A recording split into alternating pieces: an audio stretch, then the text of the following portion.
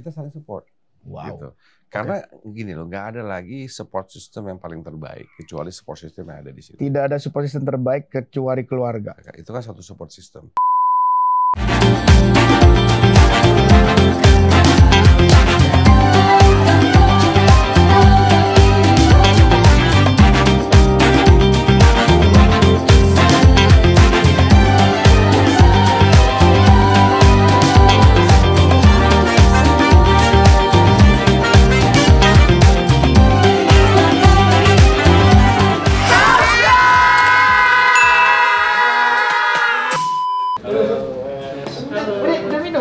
Baru ngopi. Iya, ngopi dulu ya. Sana boleh liatin Bapak kue-kue yang paling enak yang mana? Oh, boleh. Apa langsung aja boleh? Ayo. Aku punya udah hampir 3 tahun, 4 tahun. Aku sekarang punya 15 outlet di Indonesia.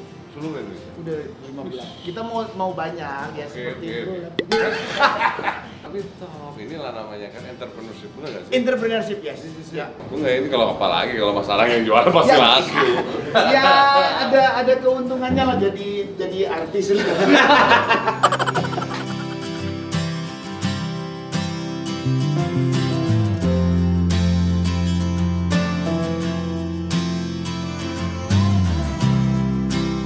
Ambil ya. Silakan. Ini memang yang langsung dipegang oleh Aurel dan dipegang oleh istriku langsung pengawasannya langsung. Asik. Dijamin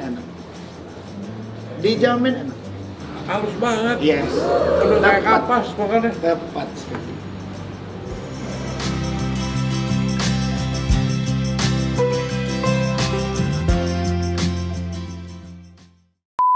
Halo teman-teman semuanya, ini aku sekarang ada sahabatku, teman, orang hebat Indonesia, Arsyad. Jadi udah ketemu yang kedua kali kita. Kedua kali. Ini Mas. Kedua kali yang aku lihat adalah dari dulu ketemu sampai hari ini semakin meningkat. Apa yang meningkat, Bro? Ya, perasaan sama aja tingginya kan. Oh, ya. Badannya ya mungkin agak ini dikit kali gemuk kali ya, tapi kelihatan lebih seger aja. Masa sih? Iya, tapi dengan kesibukan hari ini, lihat dari peristiwa bikin KTT kemarin sukses. Alhamdulillah. Aku sih dengarnya aku happy bahwa membawa nama Indonesia lebih beda lagi di internasional. Oke, dengan sedemikian beban pangkatnya Mas Arsyad seperti itu ya, gimana ngatur keluarganya? Punya waktu sama keluarga? Kasihan sih. Aja, gimana itu? Kok bisa ngomong kasihan? Tapi ginilah, disinilah makanya saya berterima kasih sama keluarga, gitu. Karena tanpa dukungan keluarga nggak mungkin deh. Dan makanya waktu setiap kali mau melakukan sesuatu, contoh lah waktu pengen jadi ketum Kadin. Kan. Aku tahu konstelasinya seberat itu. Seru lah. Seru. Asik-asik gitu. Karena akhirnya saya nanya juga sama keluarga kan. Kalau keluarga nggak mendukung, ya ngapain? Yes. Karena itu utama ya. Nah jadi, coba saya mencari waktu. Paling sedikit dalam 1 minggu ini. Setiap hari Minggu is my keluarga day. Oh jadi? Itu hari keluarga dah. Minggu ya? Minggu. Nggak bisa dipapain tuh ya? Itu nggak bisa. Handphone mati? Mati sih nggak, cuma di silent. Oke. Berarti minggu itu hampir itu adalah my day. Bener-bener nggak bisa dipapain. Udahlah itu fokus keluarga. Kenapa? Kapan kita? Kan yang paling penting itu kan berkomunikasi. Tapi saya percaya ini sih. Kan katanya dia bilang, oke, gimana sih? Apakah kuantitas atau kualitas? Ya. Jadi buat saya kualitas. Ya, jadi ada orang yang bisa semingguan setiap hari ketemu, Bos. Iya, tapi kalau nggak ada kualitasnya nggak ada, percuma. So, saya percaya dengan kualitas. Dan akhirnya dengan itu komunikasi adalah kunci, interaksi adalah penting. Kalau nggak kita hilang. Jadi dengan itu paling dikit seminggu sekali, udah kita ngobrol aja. Jadi semua pada kita ngobrol, kita duduk makan, gitu kan? Kita ngobrol, kita tukar pikiran, kita ngomong dari hati kita. Padahal bicara. Anaknya yang ada laki kan? Ada. Padahal anak laki maunya ditemeninnya main sepak bola, main game. Nah, untuk ini main layang-layang. Nah, terus gimana itu? Enggak. Mereka ini kebetulan udah pada gede semua nih, dewasa. Oh, paling kecil umur? Tuh nggak, paling kecil 25. 25, oh ya pantas. Jadi ya udah pada besar semua. Oke. So basically, tapi intinya adalah di sini enak. Kenapa? Saya pengen jadi teman. Kalau itu mungkin make sense. Yes, karena kalau nggak bukan teman, ya berat. Jadi kita sebagai teman kita bicara, kita tukar pikiran. Jadi supaya mencari satu apa sih permasalahan tantangan yang ada gitu kan. Dari situ kita saling bertukar pikiran. Nah, buat saya itu penting sekali. Kalau percaya kalau itu anak muda hari ini udah megang gadget, udah gadget punya, komunikasi lancar dan seterusnya gampang. Itu tuh pas hari Minggu kita put aside tuh. Kenapa? Kalau nggak begini mulu kan gila hidup kita. Enggak, artinya kualitas yang bisa dibangun pada saat Mas ada di luar negeri tetap komunikasi jalan kan? Yes. Oke. Itu tetap jalan kan? Jalan, ya jalan. umur jalan. kan umur sudah enaknya sekarang kan udah ada tadi kan ada video call, ada ini. Ya, kalau ngomong anak umur 25 tahun berarti paling gede umur berapa? Almost 30. 30, oke. Berarti dia udah punya dunia sendiri. Udah. Yang kasihan apa? Ngurus istri terus gimana? Nggak, semua sama. Dan apa namanya itu tadi kan kalau nggak mendapatkan support dari semuanya, nggak akan itu. Jadi, nah disinilah makanya saya menghargai semuanya. Ya kan, ini mesti fair semuanya. Semua, ya kan. Padahal manusia nggak bisa adil. Nah, enggak. Selalu bahwa keadilan itu tergantung dilihat perspektif dari mana. Nice. Politisi banget. Bukan, tapi ya balik sana. Tadi saya bersyukur semua. Tapi meaningnya bahwa keluarga apa yang Arsyad mau lakukan semua adalah full supporting. Kalau mau melakukan sesuatu pasti saya tanyakan dulu. Tanya dulu. Menempatkan keluarga dengan kesibukan yang sedemikian rupa, Mas tuh kayak intens dengan segala apa yang dicapai. Masa mudanya sampean pacarannya kayak apa ya? Aku jadi ngelihat kepingin tahu gitu. Enggak seru kan? Pacarannya Kan gimana proses ya? Kehidupan, bro. Proses kehidupan itu kan jadi kalau dibilang ini, pada waktu itu kalau bicara pacar mesti pacaran loh. Oh banyak pacar ya? Bukan banyak pacar. Enggak. Oke. Sorry. Enggak apa-apa, enggak banyak pacar. Oh banyak pacar enggak apa-apa ya? Enggak apa-apa, karena kan waktu itu masih proses eksplorasi. Ini laki-laki, Fad, lu pacaran satu, aduh. Eksplorasi. Satu bukan berarti pacarannya bersamaan. Iya. Kan pacaran bergantian, bukan bersamaan. Oh, bersamaan ya, ganti-ganti kan? Ngatur waktu. Bukan. Karena itu masa apa? Masa eksplorasi. Eksplorasi, Fad. Udah ada alasannya pokoknya. Itu dalam proses kehidupan, ya kan? Jadi, di situ waktunya untuk mengeksplor. Ya bertemu sana, bertemu sini, saling berkenalan tanpa disadari. Mungkin Mas Anas jalan lagi, lebih dari ini. Saya kan baru nih. Dulu, gua itu kan istilahnya cuman seorang Arsyad yang punya kehidupan satu. Itu kehidupan pribadi. Setuju. Nggak tahu gimana pas jadi ketum Kadin nih, ya kan? Dulu nggak punya sosial media. Waktu pas mau jadi ketum Kadin kita punya sosial media. Kenapa? Bukan karena pengen buat mejeng, pengen apa. Tapi masalah komunikasi. Because today's communication is social media. Ya kan? Akhirnya punya gitu kan. Instagram lah, ini gitu kan semua. Oke. Nah, tapi ini kan ada, ternyata saya baru realize. Ini mungkin bro udah lebih ini bro. Karena dari awal bro. Kok kan bukan sesuatu hal yang baru buat saya. Ini hidup saya di 2021 ini 2 tahun lebih lah ya. Ini tiba-tiba gitu ya berubah. Gara-gara gini nih. Ya, mohon maaf nih bukan sok-sokan nih. Cuman ke kamar mandi, gue pengen buang air kecil. Pas keluar, terus ada Mbak kan. Pak, kenapa Mbak? Saya ikutin Instagram Bapak. Gue terus terang bro. Kaget bos. Karena nggak pernah kan. Dalam hidup ini nggak pernah. Lumayan ada 1 follower gitu ya. Kan ya ampun ya Allah gitu kan. Habis itu ya terus kalau dulu kan jalan kita lihat nggak ada yang kenal. Sekarang jalan dikit Pak, let's go. Jadi ini pelajaran hidup buat saya. Hidup banget. Lihat semua keluarga gue liatin satu everybody, right? Semua kita liatin. Istri, anak semua kita liatin, semua mereka punya kehidupan. Betul nggak? Terus sekarang yang publik ini siapa ya? Kehidupan saya atau kehidupan mereka? That's the question. Gitu. Terus saya bilang kasihan juga ya anak. Karena banyak pertanyaan, mana kok nggak ada fotonya si ini, foto anak saya, foto semua kan, foto keluarga lah, my family. Bukannya nggak mau sharing, cuman saya itu menghormati dan menghargai bahwa mereka itu punya kehidupan sendiri. This is my world, kehidupan saya. Apakah mereka harus? Itu kan menjadi pertanyaan. I don't know. This is. Aku coba jawab sedikit. Nah, sebetulnya karena boleh bertanya balik kan, karena pengalaman hidupnya beda lebih lama. Sebetulnya kalau ngomong media, sosial media untuk menyesuaikan diri. Sebetulnya aku dulu memilih gitu ya. Yang aku mau tonjolkan keluar itu yang mana? Jadi di situ akan menemukan bahwa aku akan mengisi itu untuk dikenal publik.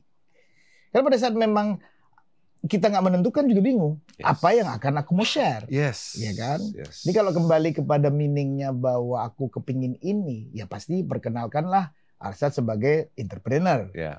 Tapi menjadi family man, Yes. itu adalah part yang nggak bisa dibuang sebetulnya. I agree. Saya bukan enggak ini. Saya setuju Nggak banget. bisa dibuang. Bro. Saya setuju banget bro bahwa Nggak bisa kan, ditutupin. betul. Tidak ada ditutupi. Nggak pernah ini. Tapi tidak perlu ditonjolkan kan. Dan tidak perlu dijelaskan kan. Ditonjolkan, dijelaskan. Sebetulnya itu cuman kamuflase bahasa. Kenapa aku bilang begitu? Orang akan mencari sendiri. Iya. Akan seorang Arsyad di mana?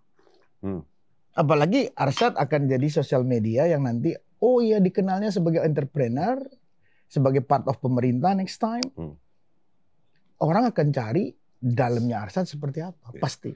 Pasti dan silakan. Daripada nyari, ya tonjolkan mana yang meaningnya penting. Seru ya? Jadi dikenal gitu. Enggak, bandelnya Arsyad apa sih? Sekarang gini, kalau soalnya cewek pacarnya 1, 2, 3. Oh enggak, oke.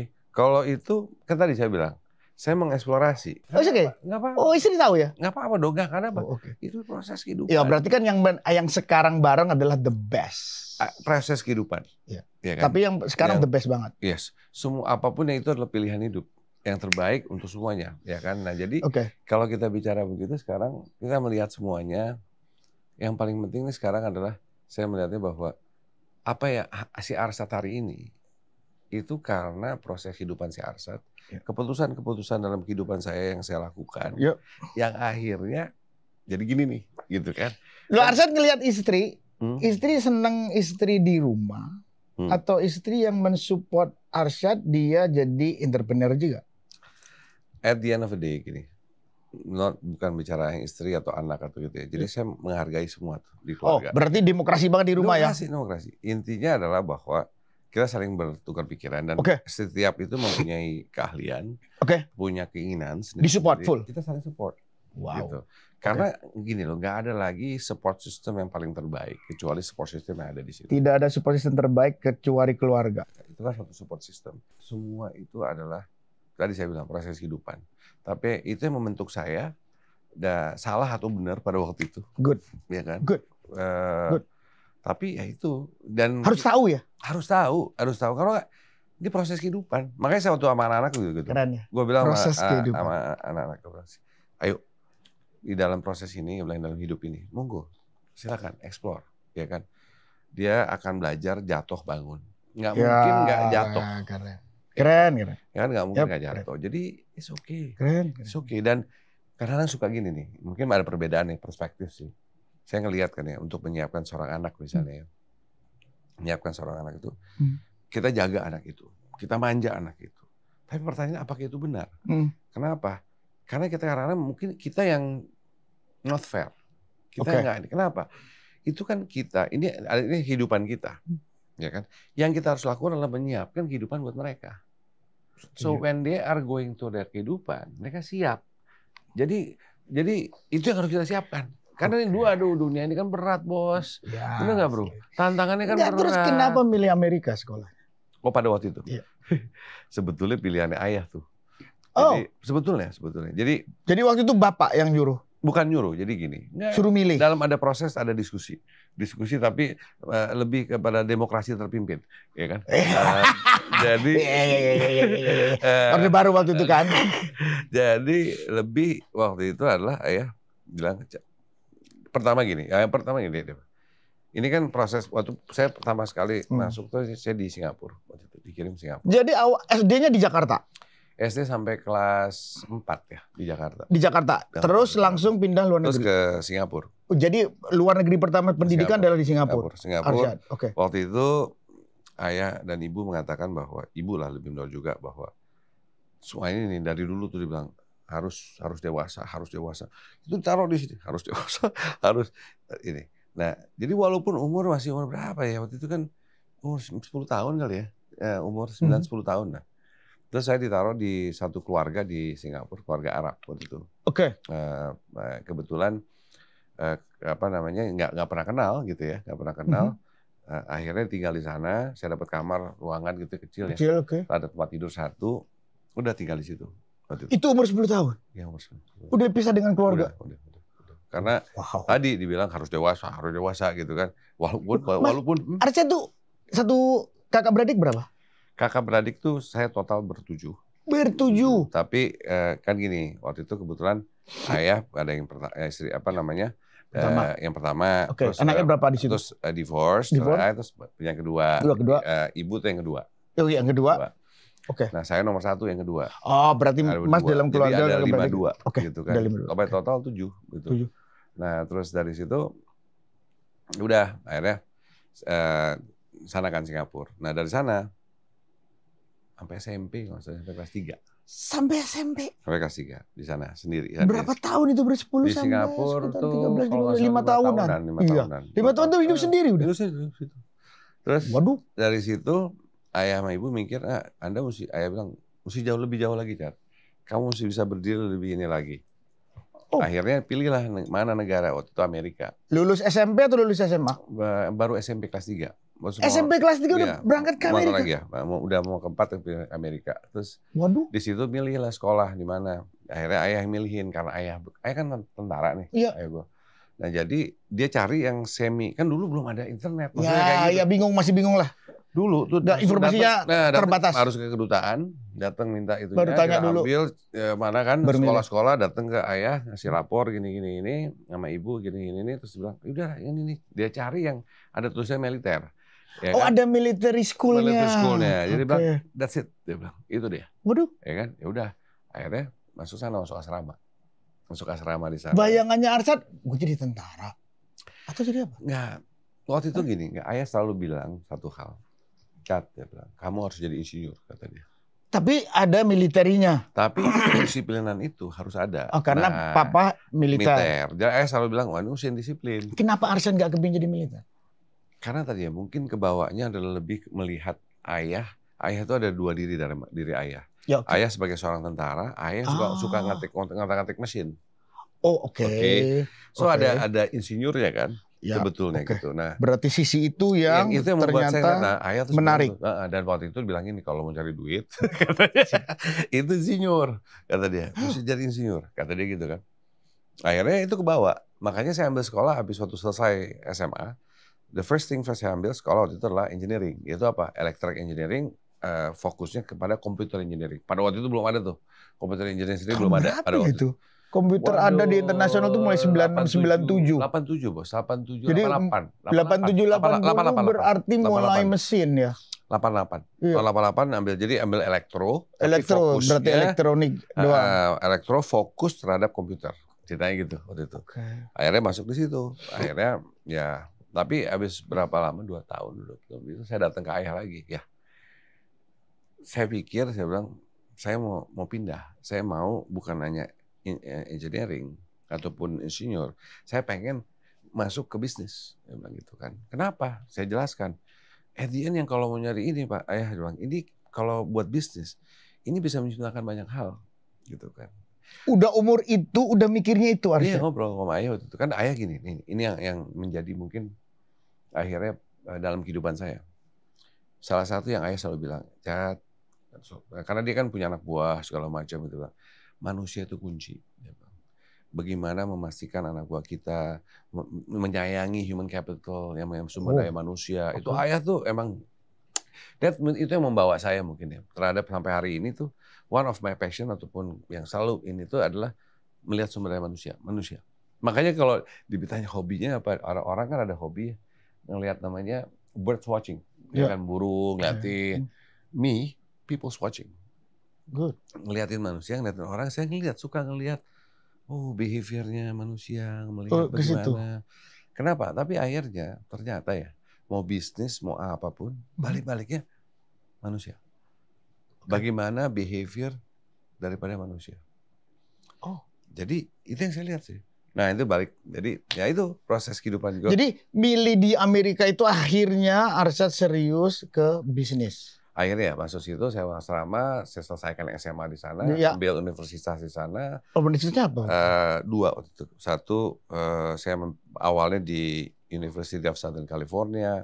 Habis itu saya pindah ke Pepperdine University. Habis itu saya pulang. Semua ngambil ekonomi? Enggak, pertama engineering, baru ekonomi. Kedua ambil ekonomi. Berarti sekarang ada dua lah yang saya belajar. Iya. Tapi selesai semua. Alhamdulillah. Jadi saya pindah dari engineering pindah ke bisnis. Bisnisnya selesai sampai punya sampai bachelor. Okay.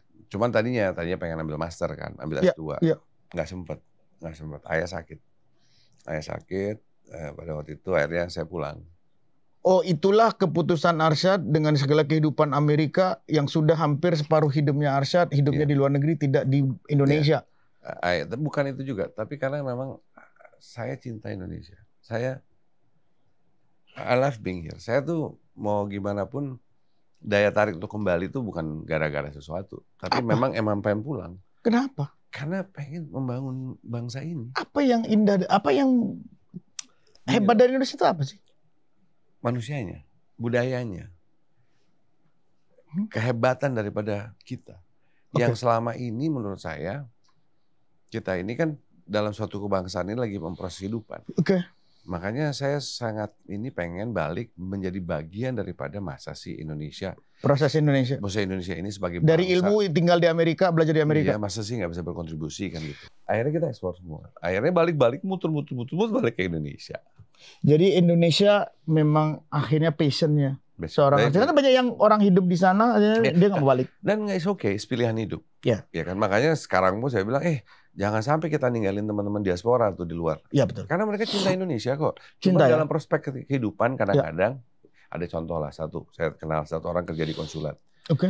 Terus habis itu tanya kenapa nggak pulang? Dia punya anak. Ya kan? Ternyata anaknya itu dari lahir itu ada satu cacat, gitu kan. Nah, karena cacatnya itu kalau dibawa ke sini waktu itu nggak bisa di apa namanya? Ya di sana kesehatan bagus, dijagain, diawasin sama negara gitu ya. Semua supporting kan karena dia tidak cinta Indonesia. Supporting untuk anak. Untuk seorang anak, bagaimana ada ke dokter di sana dan lain-lain. Tapi Arsyad kalau melihat kayak begini dengan anak Indonesia yang ada di mana-mana di seluruh dunia, yang pintar-pintar dan bisa berguna banyak. Ngelihat Arsyad bahwa dia nggak mau balik, kalau dia memang punya kesempatan balik untuk bisa memberikan pikiran-pikiran positif, sebenarnya kayak apa? Pada mau kok balik. Cuman kan kadang gini, ada ya. Kenapa? Contoh nih, waktu zaman Pak Habibie waktu itu kan banyak yang sekolah ke luar negeri belajar tentang pesawat terbang. Aku dengar baca bukunya Habibie, banyak teman yang hebat-hebat juga nggak mau balik, karena nggak ada kesempatan. Karena nggak ada opportunity-nya. Bukan mereka nggak mau balik loh, tapi kan proses kehidupan. Kalau dia mau kerja, cari yang terbaik. Dia mau cari juga untuk keluarganya. Tapi kalau di sini nggak ada, misalnya gini, suruh bikin buat sayap. Di sini nggak ada pesawat, pabrik pesawat yang bikin untuk bikin sayap. Ini gimana dia kerja? Ya kan? Di sana dia bisa melakukan hal itu. Jadi beda bagaimana nasionalisme sama kebutuhan itu. Yes, semua itu masih punya nasionalisme. Kita harus memastikan bagaimana reskilling, upskilling mereka. Harus. Iya, percaya itu udah baca. Yang aku pengen tahu nih kehidupan Arsyad. Oh iya, balik lagi silakan. Beneran. Ayo dong, hidupnya tuh kayak serius banget gitu, nggak santai. Masa sih? Iya. Ngomongnya begitu terus. Masa sih? Iya. Nggak, dalam umur seperti ini, dengan kesibukan model begini, ya, Arsyad tuh menemukan enjoy life-nya di mana? I enjoy life in working actually. Wow. I enjoy working. Itu. Orang gila kan sakit kali ya. Iya. Tapi I enjoy. Karena gini, kalau orang suka nanya gini, kalau penat ngapain? Iya, dibilang kalau nggak penat, gue bilang gimana ya? Kalau saya menemukan sesuatu energi, misalnya saya ngobrol sama anak di sini sekarang, ngobrol gini, saya mendapatkan energi dari sini. Saya ketemu anak muda-muda, saya bicara sama siapapun apa yang saya lakukan, as long saya merasa bahwa saya enjoy apa yang saya lakukan, tapi kan enjoynya Arsyad. Belum tentu enjoynya keluarga, anak, istri, dan environment keluarga. Tapi tadi bahwa balik ke tadi kan sudah ada pembagian waktu kan yang ada di sana. Ya cuma sehari minggu doang. Iya, tapi mereka juga sharing dan ini juga menjadi tantangan dan they are enjoying themselves sendiri-sendiri gitu. Wow. Dan kita bersama juga enjoyment. Nah, habis gitu setahun sekali kita selalu bilang, oke, ini pokoknya 2 minggu dalam 1 tahun harus bersama. Walaupun kapanpun. 2 minggu dalam setahun. 360 hari. Karena gini. Dikasih cuma 7 hari. 14 hari. Bukan, karena gini. Pastinya nanti dalam proses kehidupan. Setiap itu mempunyai kehidupan sendiri-sendiri. Tapi kita udah sepakat bahwa ke depannya, apapun yang ada, kita emang dari dulu udah selalu 14 hari. ya kan, bersama. Jadi kalaupun nanti sudah pada menikah lah, pada apalah, gue bilang nggak ada urusan. Pokoknya kita bersama-sama. Kenapa? Itu bonding. harus ya. Itu harus. Itu bonding. Harus ya, nggak bisa ditawar. Itu bonding. Jadi Arsyad pun punya tugas penting dari negara pun harus ditinggal untuk urusin keluarga. Bukan, kan itu masalah membagi waktu. Nggak bisa kalau ini kekhususan pasti ditinggal. Iya, tetapi intinya tetap punya ya. Harus ada waktu tetap untuk keluarga. Itu karena buat saya itu kan juga energizing. Itu kan memberikan energi juga yang berbeda gitu. Nah, ini hal-hal kayak inilah yang penting. Pokoknya udahlah. Pokoknya kita bilang berarti kalau aku tanya Arsyad ini family man nggak sih? Am I a family man? Kalau saya bilang I am. Oh ya? Tapi lihat waktunya nggak ada buat keluarga dikit banget. Tadi jangan lihatnya dari kuantitas dong. Tapi dari kualitas. Dari kualitas. Jadi pertanyaan mendasar, apakah saya dekat dengan keluarga? Dekat. Apakah kita bisa ngobrol secara terbuka? Bisa. Apakah saya bisa ngobrol terbuka ini saling tukar pikiran saling ini? Bisa. Laki-laki dalam pemikiran yang semakin berat, kebutuhan rohaninya, jasmanianya itu tinggi loh. Ada waktu buat istri. Semua pasti kan tadi. Everything itu adalah bagaimana bisa membagi waktu secara kualitas. Oh, berarti cuman meskipun quickie seru lah gitu ya. Yang penting kualitas, Bos. Jadi, ya kan. Nah, ini semuanya apa namanya? Jadi tadi karena setiap orang punya perspektif berbeda. Benar. Dan apa namanya? Nggak bisa disamakan gitu kan. Setuju. Jadi punya cara sendiri setiap orang. Adalah cara. Makanya itulah bagaimana suami istri saling mengerti. Itu semua itu bagaimana? Otomatis. Iya, bukan hanya istri tapi bicara ini keluarga. Keluarga. Jadi benar-benar bagaimana ini harus dikuatkan tadi. Nah, spiritual saya senang tadi bicara spirituality. Iya, spiritual. Karena itu bagian daripada yang selalu saya katakan kepemimpinan seseorang itu tidak boleh jauh dari spirituality. Makanya saya bicara dengan asa kan, bukan anang tapi asa, ASA. Asa, apa namanya suatu hope, ya kan, suatu harapan. Nah, asa ini itu kan adalah penting sekali. Nah, pentingnya itu apa? S-nya itu spirituality. Itu apa? Tadi nilai-nilai. Nah, itu penting sekali. Jadi kayak misalnya gini nih, kalau saya memberikan nasihat kepada anak-anak untuk misalnya mereka mau berkeluarga.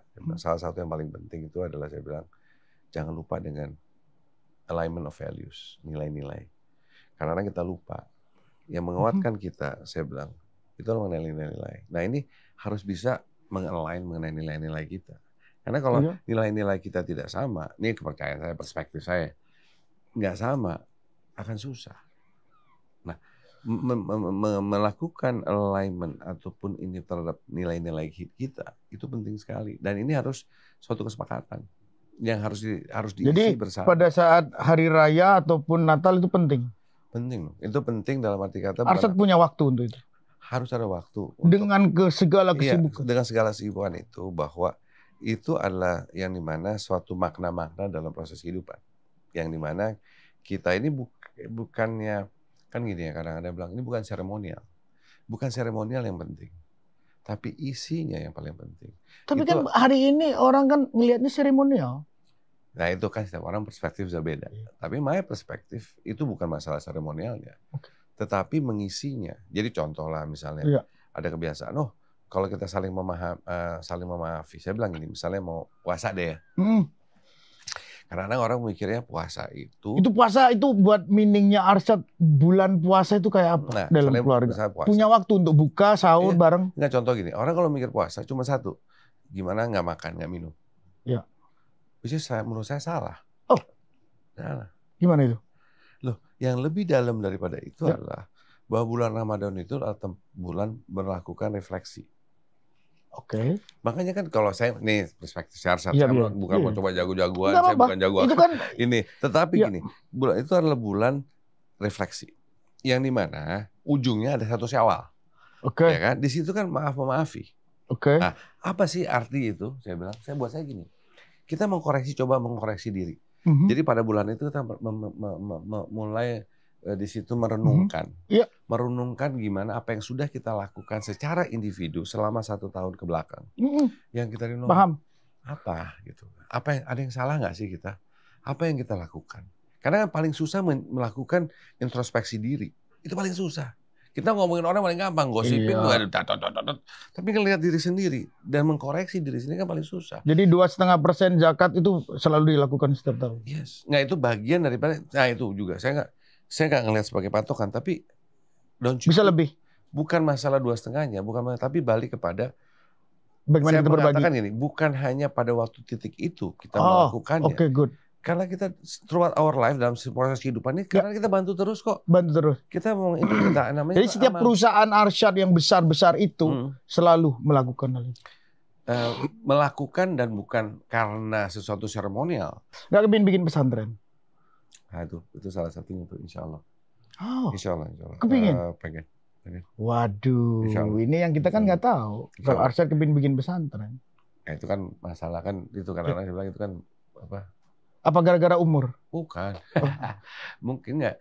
Gini loh, saya membayangkan dulu untuk ayah dan ibu gitu ya. Saya punya ini aja mimpi gitu. Bagaimana menaruh nama ayah ataupun ibu. Wow. Itu ya insya Allah bisa masjid. Bangun masjid udah berapa biji? Kalau sendiri nggak pernah tuh yang bantu lumayan. Ya? Lumayan. Perusahaan ada ke situ ya? Perusahaan sendiri saya sendiri. Terus kita bantu untuk gitu. Balik-baliknya. Tadi kan ya, yang saya bisa ngelihat orang susah ya. Itu keren. Keren. Karena saya merasa orang tidak boleh susah. Wow, hebat. Nggak bisa orang ngelihat orang susah. Nggak boleh. Oke. Bukan itu, orang tidak boleh susah. Karena hidup ini sudah susah. Pelajaran dari mama atau dari ayah yang bisa memiliki meaning sedalam itu bahwa Arsyad nggak bisa melihat orang susah. Siapa yang waktu itu sering memberikan masukan? Dua-duanya sih. Dua-duanya. Ya, mesti adil juga kita. Iya. Tapi dengan cara yang berbeda. Cara yang berbeda. Nah, tapi keduanya itu melihat gini loh. Bersyukur, kata-kata bersyukur. Oh, oke. Kata-kata bersyukur bahwa kalau kita katanya kalau lihat ke atas lu nggak akan selesai hidup ini. Nggak akan selesai. Iya, makanya Arsyad dalam perjalanan hari ini yang sudah sedemikian luar biasa dalam karir, keluarga, aku lihat bahwa keluarganya sukses. Alhamdulillah. Perusahaan pun berjalan dengan baik, menjadi multinasional, memegang hal-hal rencana-rencana penting di dalam negara. Apa yang kurang dari seorang Arsyad? Buat saya mungkin gini. Pertama, jangan memikirkan suatu kekurangan. Saya lebih memikirkan bagaimana pertama bersyukur apa yang sudah ada. Iya. Nah, terus bentuknya apa? Bersyukur. Ya bentuknya dari bersyukur apa ingin langsung secara jelasnya. Makanya kan gini, dalam proses kehidupan saya merasa bahwa ada babak pertama, babak kedua kehidupan saya. Oke. Babak pertama, terus ada waktu itu gini, babak pertama terus ada namanya half time. Half time itu kalau midlife crisis lah. Ya. Terus saya merasa bahwa di babak kedua hidup saya itu waktu saya when I turn 50. 50 tahun. Di situ saya merasa bahwa gue harus ngapain nih? Selama ini saya melakukan sesuatu untuk orang lain. Untuk orang lain, dan berarti kata melakukannya itu bukan untuk daripada apa yang diri saya sendiri bisa berikan. Bersyukur apa yang sudah ada, habis itu jalankan aja. Makanya saya selalu bilang bahwa saya percaya dengan Allah Subhanahu Wa Taala bahwa selama hidup saya hanya fokus ingin bekerja, akhirnya dapat sesuatu. Walaupun susah-susah, ada aja jalannya. Nah dengan itu kan jawaban itu hanya ada, dia itu apa? Doa kita pada yang mana Allah Subhanahu Wa Taala bisa membantu kita. Nah disitulah titik di mana saya mengatakan bahwa saya percaya itu, bahwa kita boleh merencanakan apapun, akhirnya. Ya memang. Yang menentukan. Tapi kan Tuhan juga menyuruh untuk berikhtiar dengan keinginannya. Tadi ikhtiar saya simpel. Apa yang saya bisa memberikan dampak yang positif dan terasa oleh bangsa ini. Politik gimana menurut Anda? Saya selalu bilang kalau politik tuh ini dunia sesuatu kata-kata politik aja ini kan ya. Tapi politik itu harus diasik-asikkan. harus di Asik. asik aja gitu ya. Asik Seru-seru aja gitu. Seru-seru aja. Gak usah Jangan terlalu berat. ribet-ribet gitu. Nggak usah ribet-ribet. Ya apa Asik-asik tipenya aja. kayak apa kira-kira? Nyantai-nyantai. Jadi orang nih ribut mikir gini-gini. Wah, mau bermusuhan nanti nggak mau ngomong, kita diadu domba. Ngapain sih? Nyantai aja. Asik-asik. Kita satu keluarga kok. Politik itu akan men-shape ya kan namanya kehidupan bangsa. Oke. Jadi kita nggak boleh nggak care, kita nggak boleh ngerasa bodoh. Oke. Bukan berarti kita harus jadi politisi, bukan. Oke. Tapi kita harus care. Harus care apa? Karena politik itu bisa menentukan kehidupan bangsa ini. Politik men-shape praktisnya ini. adalah membuat kebijakan. Yes, pasti dengan jelas. Ya. Politik praktis kan. Makanya maksud saya, tapi maksud gini, anak-anak muda jangan sampai don't care, jangan nggak mikirin. Kan bilang saya nggak mau jadi politisi. Dalam apa-apa. politik praktis, Arsyad paling tinggi mau jadi apa? Gak pikirin tuh.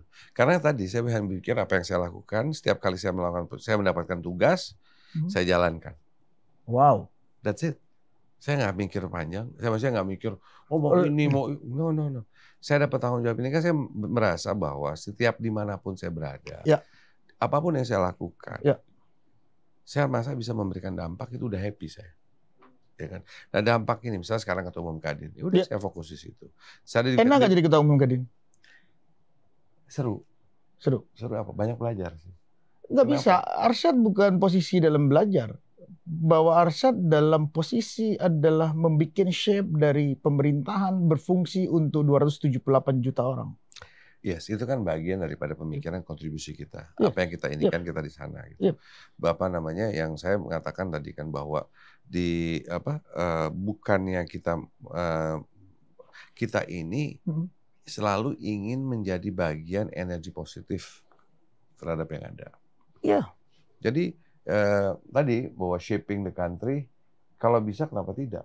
Wah, untuk membangun 278 juta, 17.000 pulau, 86.366 desa di Indonesia, membangun kesejahteraan dan kemakmuran. Yang bisa hanya presiden, wakil presiden. Kenapa? Kok cuma presiden, wakil presiden? Karena punya kekuatan konstitusional yang tinggi. Oke, kalau kita bicara konteks konstitusional, setuju. Oke. Terus, Arsyad nggak kepingin? Pengennya apa? Wakil presiden, presiden, punya cita-cita nggak? Enggak. Soalnya kalau malaikat nggak nyatet anak ini sebenarnya mau apa sih? Gak ngerti gua, katanya malaikat, bingung gua. Tuhan, itu Arsyad maunya apa? Kata Tuhan, nanya ke malaikat, saya aja bingung Tuhan. Gini loh. Karena saya tuh nggak punya apa ya? Nggak punya keberanian. Bukan kok. Kalau berani kita bicara iya, berani. Makanya, terus apa lagi? Bukan gini loh, kayak gini nih. Apalagi? Gini, misalnya contoh. Kayak Kadin lah, misalnya saya beri contoh. Saya nggak pernah berpikir saya ingin jadi Ketua Umum Kadin. Nggak pernah berpikir. Oke. Iya kan? Akhirnya waktu itu dalam konteks situasi kondisi yang ada, diajak bicara dan segala macam. Terus saya diberikan tantangan yang ada, saya melihat tantangan yang ada. Akhirnya saya mengatakan ya udah, I run for Kadin pada waktu itu. Iya kan? Oh berarti ini kalau berjalan ke depan bahwa Arsyad masuk dalam ranah, ini kan ranah pemilu hari ini, masuk ke dalam wakil presiden, gitu. Mau nggak? Bukan masalah mau. Ini penting sekali. Begini. Paham. Pak, begini loh. Saya mengatakan begini bahwa kalau memang diinginkan dan diharapkan demikian, siapa sih kalau seorang yang namanya warga negara Indonesia, bangsa Indonesia diberikan, ditantang untuk melakukan hal itu. Betul. Mau atau enggak? Kalau buat saya siap. Oke. Ya, iya dong. Cuma nanya, gak usah ribet-ribet. Tapi gak usah. Ini kan asik-asik aja ya. Iya. Enggak. Mau, guys. Bukan beda dulu ya. Jangan sampai dipikirin. Karena pada saat bicara diskusi mau, itu ada effort. Bukan, ngerti nggak? Beda gini. Enggak. Saya nggak suka dibilang mau. Dibilangnya adalah gini. Bersedia. Siap. Oh iya, sama. Beda. Karena gini, kalau itu berarti keinginan hasrat pribadi. Saya nggak pernah mau berpikiran begitu sama sekali. Oke. Jadi makanya terkaget-kaget. Iya, waktu mau di Indonesia kaget jadi TPS. Makanya saya larikan ke situ. Oh iya, makanya kaget-kaget. Tapi siap dong. Iya, Namanya udah ditunjuk kan? Kalau memang saya siap. Makanya cuma saya bilang waktu itu kan saya bilang kayak inilah yang TPS. Tapi saya mesti nanya dong sama siapa? Pemangku kepentingan saya. Siapa ya tadi? Keluarga saya. Bicara sama korporasi. Bicara sama organisasi. Karena ini masalah tanggung jawab. Sampai Arsyad ditunjuk ketua G20, ditunjuk jadi G-ASEAN. Seberapa dekat dengan Jokowi? Dengan Pak Jokowi, dengan Pak Jokowi itu saya hormati beliau dan saya selalu bilang bahwa he is one of my mentor, ya kan. Dan saya melihat selama ini pemimpin bangsa ini salah satu yang saya bilang luar biasa itu Pak Jokowi. Satu hal yang saya suka sama beliau, kalau bahasa Inggrisnya, he got guts. Dia punya keberanian beliau. Dan itu nggak mudah. Keputusan beliau buat itu tidak mudah. Paham. Apapun Arsyad membawa lokomotif Kadin sangat besar. Satu asosiasi yang sudah berkontribusi adalah hal yang juga ditunggu oleh banyak pihak. Ya, tapi gini, tadi bicara Kadin. Saya ingin memastikan Kadin itu tidak dinodai oleh politik. Percaya bahwa Kadin adalah tidak politis. Nah, jadi kan saya memastikan bahwa secara Kadin itu adalah netral. Kadin secara organisasi. Percaya. Ya kan? Percaya. Nah, jadi Hebatnya ini Kadin yang juga. saya ingin selesaikan dulu. Siap. Kalau saya sudah menjawab, saya masih menjadi ketua umum Kadin, berarti saya bicara atas nama Kadin Indonesia. Setuju. Oke, agree. Itu saya belum bisa. Ini adalah hal yang luar biasa. Hari ini saya bertemu dengan Arsyad, ketua Kadin, orang yang jelas kelihatan kiprahnya di Republik ini. Kayaknya nggak mungkin hari ini selesai di sini, tapi kita harus berlanjut. Saya akan menunggu waktunya untuk ada waktu lagi buat saya dan teman-teman yang pasti mau dengar. Sebetulnya Arsyad punya mimpi apa terhadap calon pimpinan nasional. Terima kasih Arsyad. Guys, ketemu lagi. Bye-bye. Hati-hati.